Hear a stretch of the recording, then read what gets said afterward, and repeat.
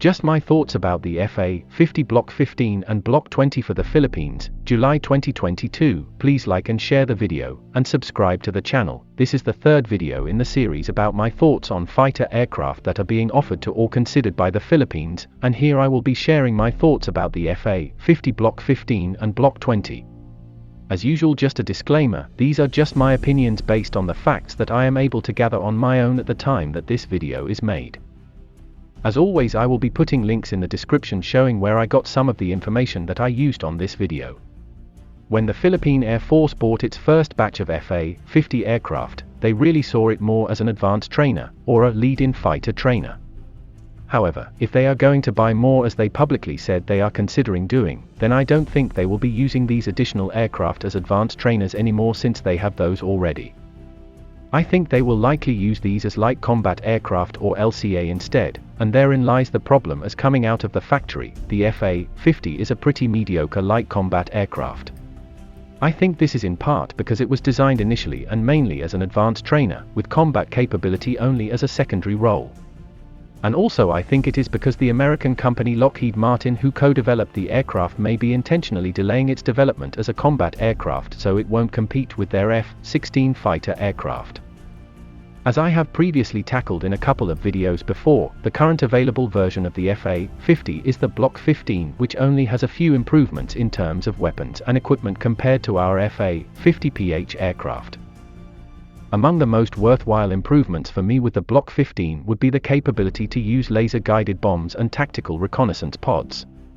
Other than that, it will still be using non-off-boresight short-range air-to-air missiles, it will still have no beyond visual range missiles and no long-range anti-ship missiles. In terms of the anti-ship role, for example, coming out of the factory it is only capable of firing the American-made AGM-65 Maverick missile, which only has a typical operational range of around 22 kilometers.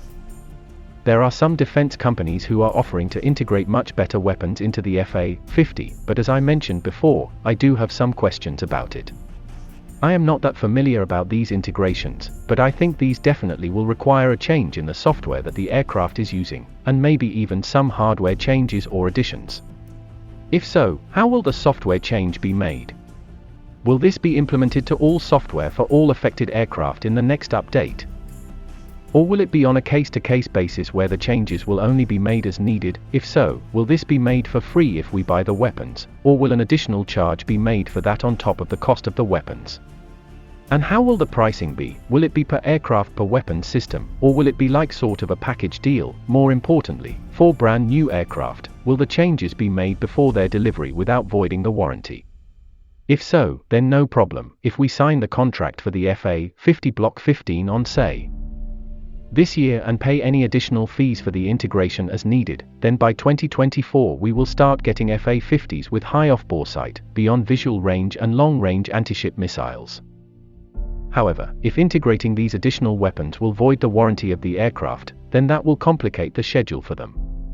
The warranty period when we ordered our first batch of FA-50 aircraft was 2 years, so if the same thing happens then if we order the FA-50 Block 15 now, they will start arriving in 2024 and then we will have to wait another 2 years or until 2026 to start upgrading the aircraft to have better weapons.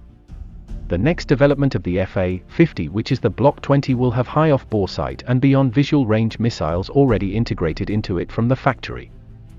But as I mentioned in previous videos, this version won't be available until 3 to 4 years from now, or by 2025 to 2026. So if we order the Block 20 by 2025 or 2026, they will only start arriving in 2027 or 2028. Also, even with the Block 20, I couldn't find any information yet on what long-range anti-ship missile they will integrate into it, if any. In terms of political and technical restrictions, just like with what I mentioned in the previous KF-21 video, I don't expect South Korea to give us a lot of that since the previous FA-50PH we bought from them doesn't seem to have that. It doesn't seem that they had given us access to the source code of the FA-50PH, so that will likely continue even if we buy more. Some parts of it, like the engines, are made by the United States, so the Americans could have some influence in terms of restricting the aircraft in the future if they want to. In terms of price, when we bought our FA-50 aircraft back in 2014, they cost only $35 million United States dollars each, brand new, and that already included things like training and some logistics. Recently, Poland is reportedly planning to buy brand new FA-50 aircraft, and the South Korean news articles mention that the price will be around 50 billion Korean won, or around $38 million, assuming an exchange rate of 1,313 won per dollar. And that is only for the cost of the aircraft. Not included yet are things like training and logistical support, so it seems the price of the FA-50s has risen considerably. I assume that the $38 million price tag to be for the Block 15 version only, so the Block 20 version later will likely be a bit more expensive. Also, this price does not include fees that we may have to pay if we want to integrate better weapons into the aircraft.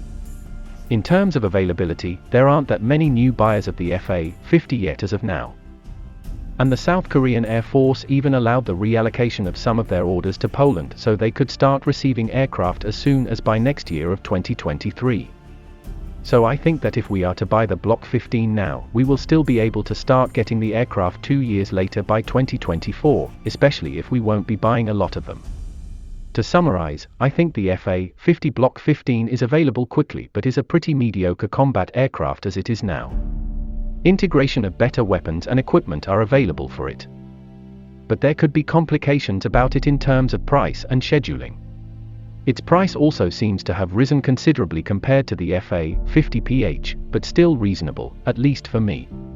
The FA-50 Block 20 is a bit better, but won't be available soon, and its anti-ship missile capability is still suspect. Thank you for watching the video. I invite you again to like and share it, and subscribe to the channel.